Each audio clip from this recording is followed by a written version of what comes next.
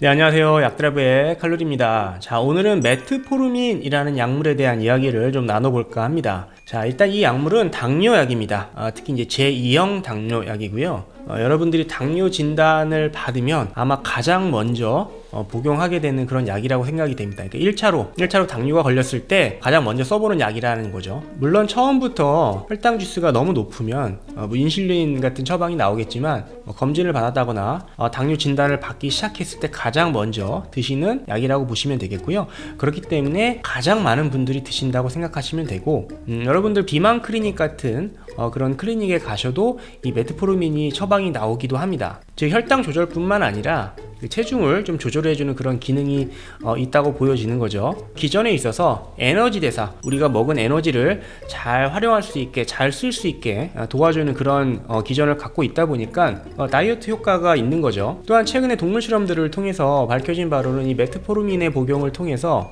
수명이 연장되는 그런 효과를 확인을 했습니다. 그러니까 노화를 늦춘 거죠. 그러다 보니 이게 어떤 불로초가 아니냐, 그렇죠? 생명 연장을 가능하게 하는 그런 약물이 아니냐라고 해서 굉장히 오랫동안 써온 이 당뇨약을 또 재조명 받고 있고, 또 이런 쪽으로 연구하시는 분들도 굉장히 많습니다.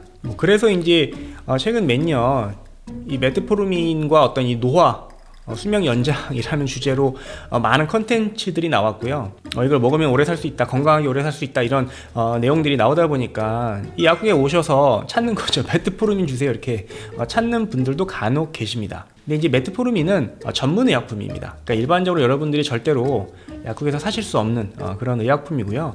처방을 받으셔야지만, 당뇨 진단을 받으셔야지만 구매하실 수 있는 그런 전문 의약품이기 때문에 일반적으로 약국에서 사실 수가 없습니다.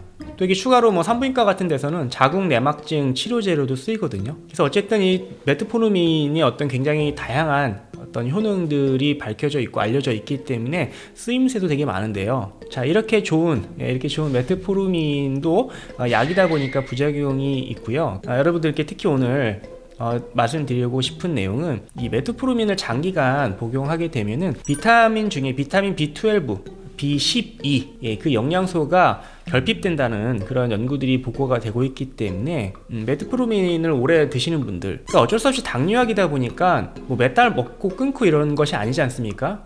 꾸준하게 오랫동안 복용을 하셔야 되다 보니까, 이렇게 오래 먹다 보니까 어쩔 수 없이 이 비타민 B12의 결핍이 따라오시는 분들이 많단 말이죠. 자, 그렇다면 이 비타민 B12의 결핍이 생기면 어떤 증상이 생기느냐? 대표적으로 어지러움이 올 수 있고요. 그 다음에 또 손발저림 같은 증상이 따라올 수도 있습니다. 또 감정 조절이나 이런 것들이 좀 잘 안 되기도 해서 우울증이나 어떤 과민 반응 같은 그런 증상들이 따라오기도 하기 때문에, 만약에 당뇨약, 특히 이제 메트포르민을 계속 드시는 분들 중에서 이런 증상을 호소하시는 분들은 비타민 B12의 섭취를 추가적으로 충분히 섭취하시기를 고려하셔야 될 것 같습니다. 그리고 당뇨의 어떤 증상 자체가 이런 손발저림이 있지 않습니까? 그죠? 혈당 조절이 잘 안 되면 손발저림이 오죠. 시력도 저하되고 손발저림이 오는데, 아무래도 이런 손발저림이나 우울증, 빈혈 이런 증상들이 이 약물을 통해서 올 수 있기 때문에 이런 결핍 증상이 생겼을 때는 적극적으로 좀 대처할 필요가 있겠죠. 단지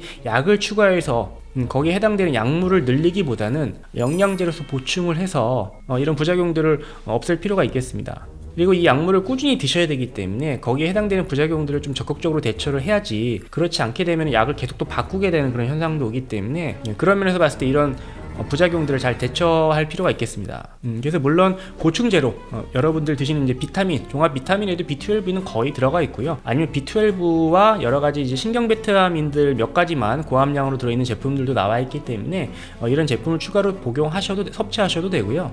하지만 약이 지금 먹는 게 많다, 약 먹는 거 너무 싫다 라고 하시는 분들은 이 비타민 B12가 많이 들어있는 식품들을 평소에 잘 드시면 좋을 거라고 생각이 듭니다. 우리가 보통 당뇨가 있으면은 또 살이 찌고 이런 만성질환, 대사 관련 질환들이 생기면은 식사량도 줄이고 또 야채 위주의 식사를 많이 하시려는 분들이 계십니다. 자, 그런데 재밌게도 이 비타민 B12는 주로 육류성 이 식품에 많이 들어가 있습니다. 해조류라든지 소고기, 돼지고기 이런 육류에 많이 포함되어 있기 때문에 혈당 조절 때문에 야채만 드시게 되면은 이런 비타민 B12의 결핍을 더 안 좋게 가속화시키는 그런 결과를 초래할 수 있기 때문에 비타민 B12가 많이 들어있는 그런 식품들을 찾아보셔서 평소에 야채 위주의 식사보다는 육류라든지 해조류 이런 것들을 좀 풍부하게 충분하게 드실 필요가 있겠습니다.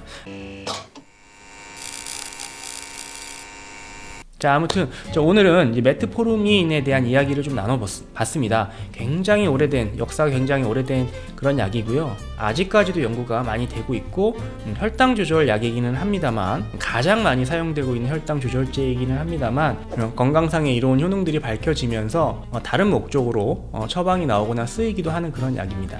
단 이 약물 또한 부작용이 있을 수 있고요. 특히 이제 B12의 결핍을 좀 유발할 수 있기 때문에 이 메트포르민을 꾸준히 드시는 분들께서는 이 비타민 B12가 결핍이 되면 손발저림, 우울증, 빈혈 이런 증상들이 발생할 수 있기 때문에 몸 상태를 잘 체크하셔서 결핍증이 생기지 않게 잘 대처하시는 그런 노력 또한 필요할 거라고 생각이 됩니다. 감사합니다.